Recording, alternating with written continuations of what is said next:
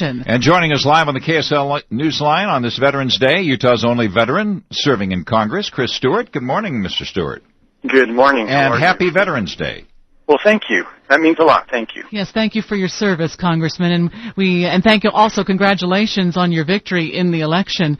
As you go to work tomorrow and anticipate the new Congress going in session in January, I know the mood in the country is sort of, we want to get things done. Do you anticipate being able to accomplish more in the coming year?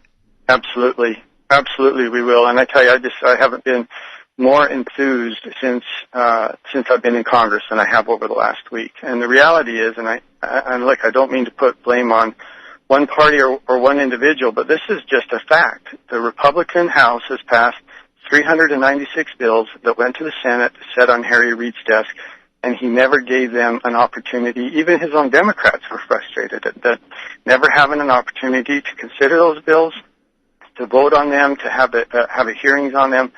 And that's going to change now, and I'm just very, very grateful for that. And I think it's going to change the mood of the American people, and I certainly hope we're successful in that. Congressman, we've heard some sentiment on Capitol Hill that it's time to give the Democrats a taste of their own medicine, but you think that will not prevail, that will not hold the day?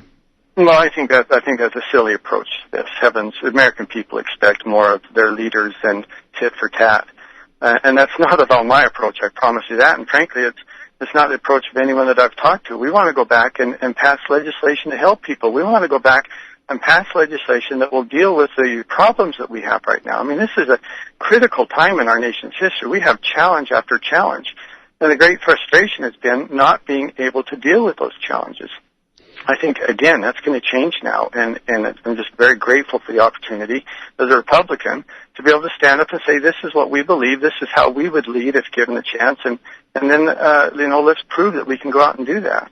We heard the President give what sounded like an ultimatum that if Congress doesn't act on immigration, that he will act unilaterally. What do you say about that, Congressman? Well, it's horrible policy, and it's frankly horrible politics.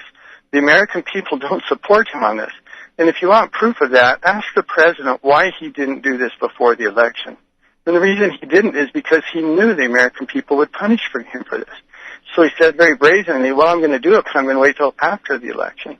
And frankly, it's unconstitutional, and that's the most troubling thing to me, is that this President has absorbed so much power far beyond what our founding fathers intended. I don't care if he was a Republican. I don't care if he's a Democrat. It's simply not right. And that's I think, the greater challenge and the greater threat that we have to deal with. Congressman, thank you for your time this morning, and again, a very happy Veterans Day to you. Well, thank you both. Hope to talk to you again soon. Yeah, we'll look forward to it. Congressman Chris Stewart with us on the KSL In-Depth at 15 and 45.